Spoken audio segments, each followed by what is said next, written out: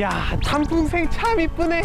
가을 하늘은 참 파랗고 이렇게 모델도 완벽한 한 폭의 그림이 따로 없구나. 이야, 그림. 뭐야? 벌이다. 거참 무름씨, 그렇게 난리를 치면 벌들이 더 흥분해서 정말 벌침을 쏠지도 모른다고요. 무름씨? 저기요 무름씨! 아, 피디님 저 벌에 쏘인 것 같아요. 아, 너무 아파. 아, 어디 쏘였어요? 봐봐. 여기요, 여기. 괜찮은 것 같은데? 괜찮네. 살았다.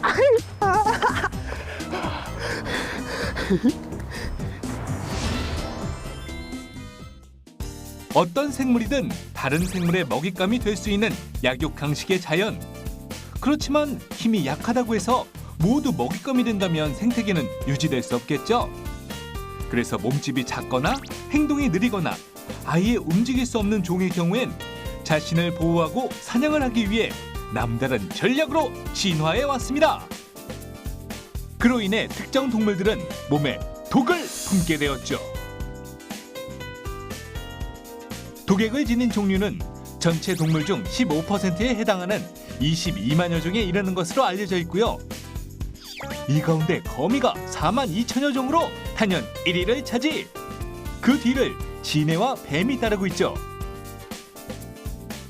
이러한 맹독을 지닌 작은 동물들은 자신보다 덩치도 크고 몸무게도 3배 이상 나가는 동물을 단 몇 초 만에 죽게 만들지만, 우리가 주목해야 할 점은 현재 여러 동물에서 발견한 독액 성분이 다양한 질병에 대한 치료제 후보 물질로도 활발히 연구되고 있다는 점입니다. 오늘날 우리가 사용하는 의약품의 최대 70%는 식물, 동물, 광물까지 생물 자원에서 유래하고 있습니다. 약효를 가진 단일 성분만 따로 분리하는 것이 지금의 약으로 개발된 것이죠. 버드나무 껍질에 함유된 살리실산이라는 물질에서 아스피린이 탄생하였고, 양귀비 열매의 아편에서 따로 분리한 성분이 모르핀으로, 또한 푸른 곰팡이에서 페니실린이 발견되었죠. 그럼 동물에서는 어떨까요? 지냈나? 도대체 다리가 몇 개니? 하르르르. 미안하지만 너무나 징그럽잖아. 최근 미 국립과학원의 연구에 따르면 왕진해의 30만 가지에 이르는 독액 성분 중 어느 한 성분이 모르핀보다 강력한 진통제로 작용한다는 사실을 발견했습니다. 동물 실험에서도 특별한 부작용이 없는 것으로 보고하고 있고요. 예부터 가장 활발히 연구되고 있는 뱀독은 기원전 7세기경 인도의 한 의서에 만성 관절통과 복통에 사용했다는 기록이 남아있으며, 중국 명나라의 의서 본초 강목에는 여러 종류의 뱀에 대한 기록이 있습니다. 그리고 2002년에는 연세대 의과학과 연구팀이 살모사 독에서 삭사탈린이라는 항암 물질을 발견하는 등 뱀독은 현재 암을 비롯해 류머티즘, 대상포진, 아토피 등과 같은 난치성 질환의 치료제로 가능성을 주목받고 있죠. 그리고 동물의 독 중에서 우리에게 가장 익숙한 벌독을 빼놓을 수 없는데요. 꿀벌의 산란관에서 나오는 독액을 사용하여 각종 치료약과 건강식품, 화장품, 친환경 세정제까지 두루 개발되고 있죠. 자, 여러분, 저는 지금 이 꿀벌들이 열심히 꿀을 모으고 있는 이 양봉장에 와 있는데요. 이미 벌독에서 채취한 성분으로 치료제가 만들어지고 있잖아요. 그래서 이 벌독이 어떻게 치료제로 변신을 하는지에 대한 이 전 과정을 알아보도록 하겠습니다. 제 생각으로는 먼저 벌의 독을 채취하는 게 먼저가 아닌가 싶은데 한번 알아보러 가보겠습니다. 가시죠. 우와, 선생님 안녕하세요. 아, 예, 안녕하세요. 네, 이곳이 지금 이 벌의 독을 채취하는 과정인가요? 아, 예, 그렇습니다. 예. 꿀벌은 어떤 독을 가지고 있나요? 그 멜리틴, 아파민, 도파민 그 한 40 내지 50가지를 갖고 있습니다. 그 중에 이제 멜리틴이 약 한 50% 이상을 차지하고 있고요. 그 주로 이제 멜리틴을 의약품에 활용을 하고 있습니다. 이게 이제 한 4, 50가지 되는데 이것을 이제 분리 정제를 해 가지고 붓게 하고 있는, 가렵고 붓게 하고 있는 이 히스타민 성분을 빼내고 질환에 맞는 성분을 리브랜딩해서 의약품을 만듭니다. 벌은 곤충 가운데 가장 큰 무리를 지닌 개체로서 전 세계에 10만 종 이상이 분포하는 것으로 알려져 있습니다.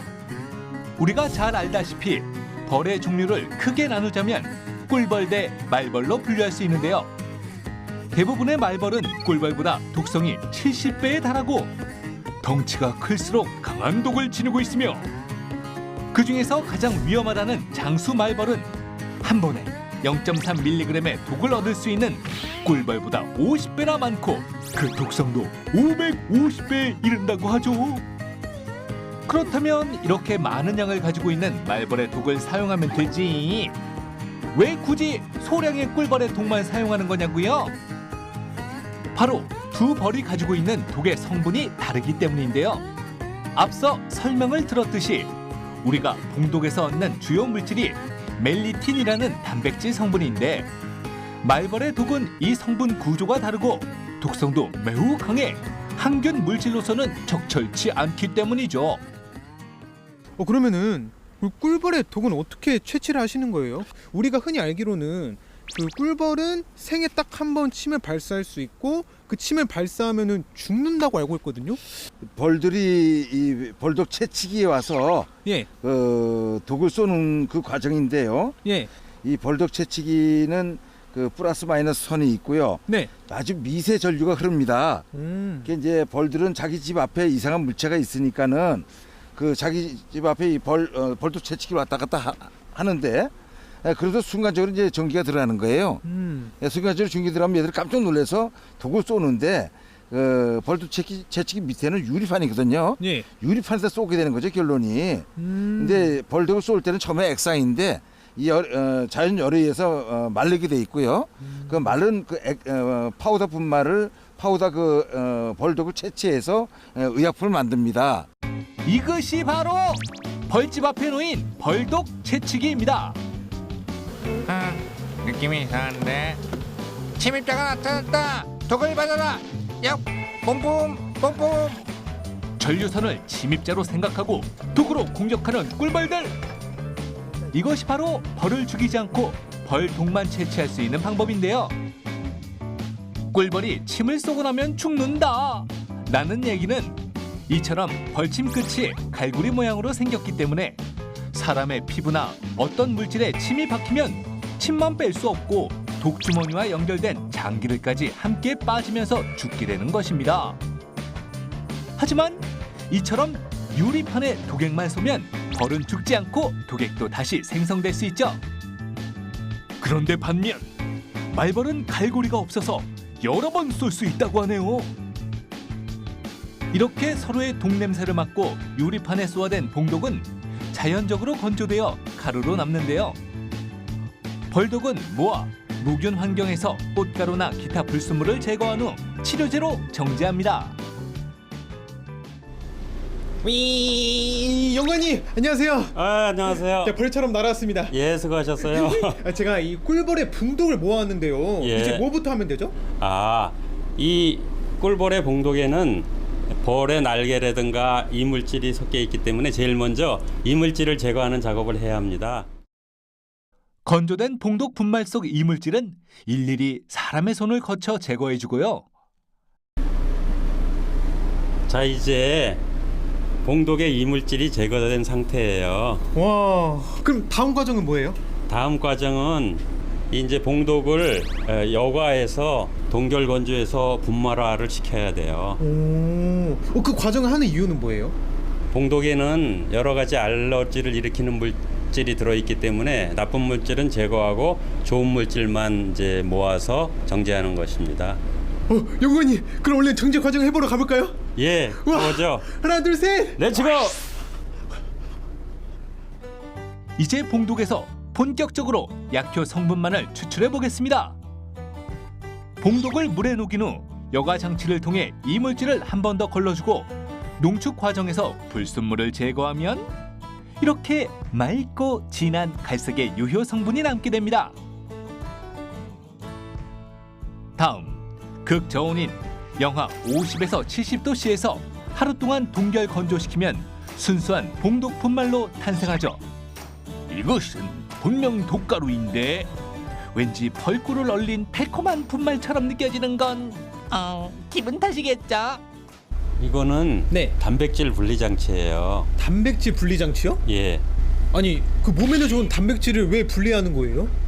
벌떡은 40가지 단백질이 혼합되어 있는 혼합물이에요. 네. 그런데 인체에 안 좋은 성분을 분리 제거해서 좋은 성분만을 뽑아내기 위해서 분리하는 거예요. 그러면 어떤 작용으로 그렇게 효과적인 성분을 분리할 수 있는 거예요? 이 단백질 분리 장치는 단백질의 크기에 따라서 분리할 수 있는 크로마토그래피 기능이 있어서 단백질을 분리하는 거예요. 오. 크로마토그래피란 용액 속의 용질이 용매를 따라 이동하는 속도차를 이용해 혼합물을 분리하는 질량 분석법입니다. 그 원리는 간단한 실험으로 이해할 수 있는데요. 여과지에 색깔별 수성펜으로 표시를 하고 종이에 물을 닿게 하면 물이 종이를 따라 올라가면서 펜 속의 색소가 퍼지기 시작하죠. 색소들은 물을 따라 이동하는 속도가 다르기 때문에 이 속도차로 색소가 분리됩니다. 흔히 운동선수들이 시합 전 의무적으로 받는 도핑 테스트가 바로 크로마토그래피의 원리로 이루어지는데요. 신경 흥분제나 근육 강화제 등 투여가 금지된 약물의 성분을 혈액이나 소변에서 분리해내는 것입니다. 이러한 크로마토그래피를 이용하여 인체에 유효한 멜리틴이나 아미노산을 분리해 봉독 약침과 같은 의약품으로 가공하는 것이죠. 자연의 독이 과학을 만나 훌륭한 약으로 탄생하는 것입니다. 화장품, 의약품, 거기에 천연 항생제까지 정말 별독의 유효 성분이 우리 일상 많은 곳에 활용이 되고 있는데요. 근데 여러분 어떡하죠? 이 전 세계적으로 이 꿀벌의 개체수가 급하게 감소가 되고 있다고 하잖아요. 진짜 우리가 받은 만큼 꿀벌이 잘 살 수 있는 그런 환경을 만들어줘야 할 텐데 말이죠. 꿀벌아 미안해. 그리고 고마워. 꿀벌 I love you.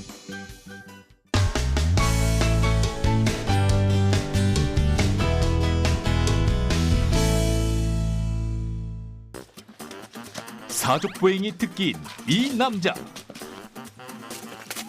차라리 거미라도 될 걸 그랬던 바로 그 거미맨. 덩치도 작고 날지도 못하는 나. 하지만 이런 내가 곤충 포식자라고 불리는 이유는 바로 이 거미줄 공격 때문이지. 그리고 또 하나. 내가 새롭게 연마 중인 나의 필살기 바로 독이라고 할 수 있지. 나 거미맨의 새로운 무기 독이 궁금하다고? 그렇다면 컴온. 새로운 필살기 독을 연마 중인 거미맨이 출동한 이곳은 수많은 거미의 표본이 존재하는 거미 박물관. 니캉내캉 똑같은 거미 우리 친구 아이가.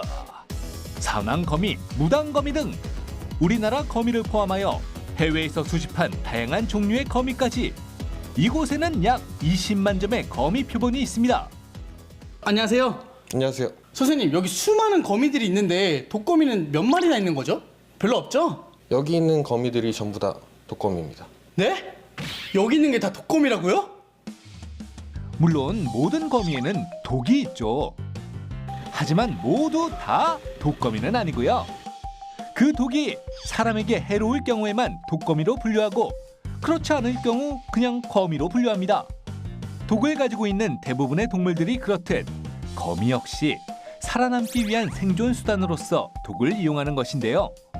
거미줄에 걸려들거나 사냥한 먹잇감에 독을 주입해 식사를 해결하는 것이죠. 자, 그렇다면 거미맨 본격적으로 독을 탐구해볼까요? 타란툴라, 이거 독거미 아니야? 한번 만져보실래요? 아니요. 허허, 이거 네, 한번 만져볼게요. 흔히 맹독성 거미로 알려진 타란툴라는 몇몇 종을 제외하고는 의외로 강한 독이 없다고 하는데요. 이거 지금 괜찮은 상태인가요? 네, 지금 손바닥은 바닥으로 인지하고 있기 때문에 괜찮습니다. 거미과 중에서도 온순한 부류에 속하는 타란툴라는 애완용으로 사육되기도 하죠. 그 중에서도 로즈 헤어는 성격이 매우 순하기로 유명해 인기가 좋지만 로즈 헤어에 비해 화려한 무늬를 지닌 이 오너멘탈은 관상용으로는 좋으나 사나운 성격을 가졌으니 조금 주의할 필요가 있겠군요. 넌 착하니까 자. 아. 거미는 입이 없는데요? 네? 왜요? 아하이, 거미맨 맞아요. 어떻게 아는 게 하나도 없어요. 거미는 입 대신 협각이 있다고요. 아, 협각. 먹이를 삼키는 게 아니라 드라큘라처럼 빨아먹는 거예요. 오, 드라큘라처럼.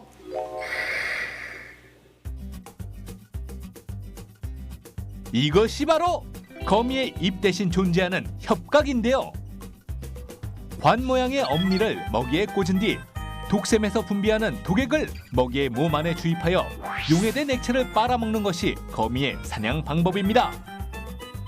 거미맨도 기절시킨 진짜 거미의 독에 대해서 좀 더 알아볼까요?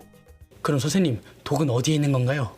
여기 보이는 동낭에 있거든요. 위치는 대략 이쯤 됩니다. 인간에게는 무해하지만 대부분의 거미가 가지고 있는 독은 바로 이곳에서 분비되고 있죠. 타란툴라의 경우 그 독성은 대략 말벌과 비슷하다고 하는데요. 그렇다면 앞서 알아본 벌처럼 거미의 독도 약으로 쓰일 수 있는 걸까요?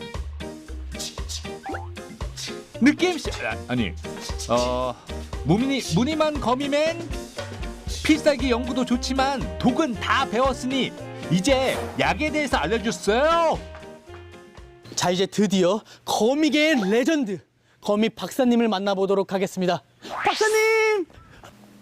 박사님 안녕하세요. 반갑습니다. 앉으세요. 네, 감사합니다. 박사님, 제가 새로운 필살기로 독을 공부하고 있는데요. 이 독이 약으로도 활용될 수 있을까요? 그럼요. 지금 많이 활용하고 시작했죠. 예를 들면 뱀은 독에는 한 200여 종의 암균이 있어요. 거미는 2,000종이 넘어요. 가장 잘 쓰고 있는 것이 지금 알츠하이머 예방약 지금 개발하고 있고 소화제 개발하고 있어요. 지금 뭐 거미맨도 당진도 거미가 있네. 이한 단백질이 무지개 많이 들어있어요. 제 독 속에도 단백질이 있다고요? 네, 거미독뿐만 아니라 뱀독, 봉독 등 동물의 독액 내에는 효소와 더불어 수많은 펩타이드가 섞여 있습니다. 펩타이드란 2개 이상의 아미노산이 결합된 성분으로 다수의 펩타이드가 모이면 단백질로 변화하게 되는 성질을 가지는데요.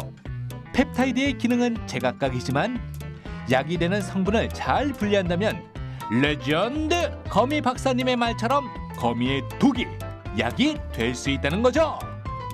특히 거미 독 속의 단백질은 사냥 방식에 따라 그 기능이 다르다는 점이 밝혀져 주목을 받고 있습니다. 사냥 방식은 크게 거미 줄을 치고 먹이를 기다리는 조망성 거미와 돌아다니면서 먹이를 찾는 배회성 거미로 분류. 산왕 거미, 긴 호랑 거미와 같은 조망성 거미의 독액 속에는 신경계를 활성, 억제시키는 성분이, 늑대 거미, 아기늪 서성 거미와 같은 배회성 거미의 독액 속에는 세포막을 파괴할 수 있는 성분이 많다고 하는데요. 그렇다면 거미의 독이 신경과 세포막에 어떻게 작용하는지 자세히 알아봐야겠습니다. 저기 거미맨 괜찮아요? 지금 뭐 하시는 거예요? 누구세요? 저 슈퍼히어로 거미맨입니다. 어떻게 오셨어요? 제 독 속에 어떤 성분과 기능이 들어있는지 궁금해서 알아보러 왔습니다. 거미맨님의 몸을 분해할 수는 없으니까 다른 거미의 사체를 이용해서 독액을 확보하고 그거에 대해서 기능성을 평가해서 알려드리도록 할게요. 독액 속 성분 분석에 들어가기 전에 조망성 거미와 배회성 거미의 독샘을 적출해야 합니다. 조망성 거미의 일종인 긴 호랑 거미의 독샘을 분리하는 모습인데요. 다음은 추출된 독샘을 으깨어 독액을 확보하는 과정입니다. 으깨진 독액 속에는 불순물도 함께 섞여 있으니 원심 분리기를 이용해 순수한 독액만을 분리해야 하는데요. 약 5분 후 독액이 든 튜브의 아래쪽에 뿌옇게 가라앉은 찌꺼기를 확인할 수 있습니다. 자, 조망성, 배회성 거미의 독액 추출 과정이 모두 끝났다면 이제 조망성 거미의 독액을 살펴볼 차례입니다. 나트륨, 칼슘 등 이온의 변화를 알아보기 위해 96개의 신경세포가 담긴 플레이트에 독액을 넣은 뒤 잠시 기다려보는데요. 그 결과 마비, 진통, 진정 등 신경계를 활성, 억제시킬 수 있는 독의 수치가 높게 측정된 것을 알 수가 있었습니다. 그렇다면 돌아다니며 먹이를 사냥하는 대외성 거미의 독액 속 성분은 어떻게 알아볼 수 있을까요? 지금 넣으시는 게 거미 독인가요? 네, 지금 넣는 거는 거미독이랑 균이랑 섞여 있는 거고요. 그래서 거미독의 균에 대한 생장 억제력을 평가할 겁니다. 아하! 별도로 생장시킨 병원성 세균에 거미독을 떨어뜨려 세포막을 파괴하는 항균 효과를 알아보는 것이군요. 글라스 비드를 이용해 배지 위에 균과 독이 골고루 섞이도록 퍼뜨린 후 균의 생장 능력을 비교해봤습니다. 아까 배양했던 균이 다 자랐는데요. 보면 거미독을 처리 안 한 균 같은 경우에는 엄청 많이 자라게 됐어요. 근데 거미독을 같이 처리한 균 같은 경우에는 보시는 것처럼 균이 상당히 생장이 억제된 걸 볼 수 있죠. 그래서 이 콜로니가 줄어든 걸 확인함으로써 거미독이 항균 효능이 있다고 볼 수 있는 거죠. 자, 정리하면 조망성 거미의 독액에서는 신경계를 활성, 억제할 수 있는 성분이, 배외성 거미의 독액에서는 항균에 도움이 되는 색포막 용해도가 높게 측정되었다는 것인데요. 돌아다니면서 거미줄을 치지 그 이유는 무엇일까요? 네, 현장에 나가 있는 거미맨 나와주세요. 조망성 거미와 배외성 거미 독액의 기능 활성도가 다르게 나는데 그 이유는 뭐 때문이죠? 배회성 거미는 먹이를 잡아서 곧바로 잡아먹습니다. 그러니까 곧바로 잡아먹기 위해서 필요한 세포 용해성이라는 세포를 이렇게 부시고 녹이는 기능이 잘 발달되어 있는 것이고요. 그 다음에 조망성 거미는 그물을 치고 그 다음에 거기에 벌레가 걸리면 걔네를 못 움직이게 마비를 시켜야 돼요. 그 다음에 천천히 잡아먹기 때문에 그 벌레를 마비시키는 신경의 독성이 발달된 것입니다. 독액 속에 수많은 물질이 있는데 어떤 물질이 어떻게 작용하는지 어떻게 알 수 있죠? 그것은 거미 독액에 있는 그 물질 중에 기능을 가지는 특정한 펩타이드, 단백질을 다음과 같이 구조를 분석해서 알 수 있습니다. 저건 꼭 지렁이 같이 생겼는데요? 예, 이렇게 지렁이처럼 생겨 보이지만 지렁이는 아니고요. 이게 단백질의 작은 펩타이드 조각의 3차원 구조입니다. 그래서 이 단백질이 기능을 가지고 있는데요.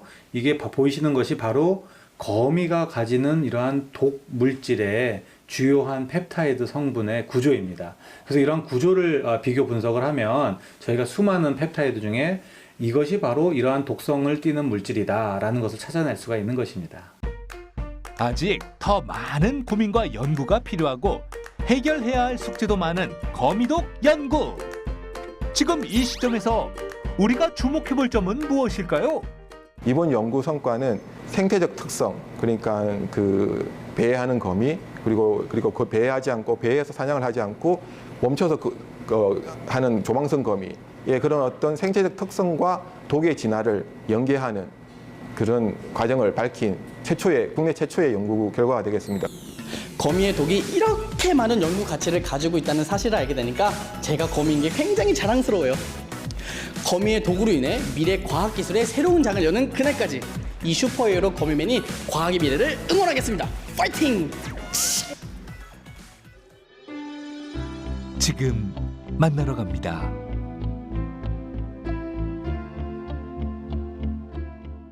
고기 한 근과 채소 한 근의 무게가 다르다고라. Would you marry me? 보석의 가치를 알아야 단위도 보이는 법. 단위 이야기 이지 사이언스에서 확인하세요.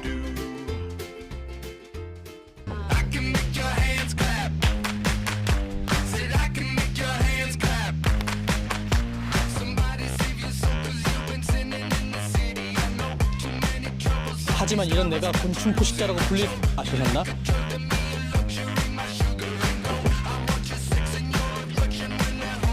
친구 아이가 친구 야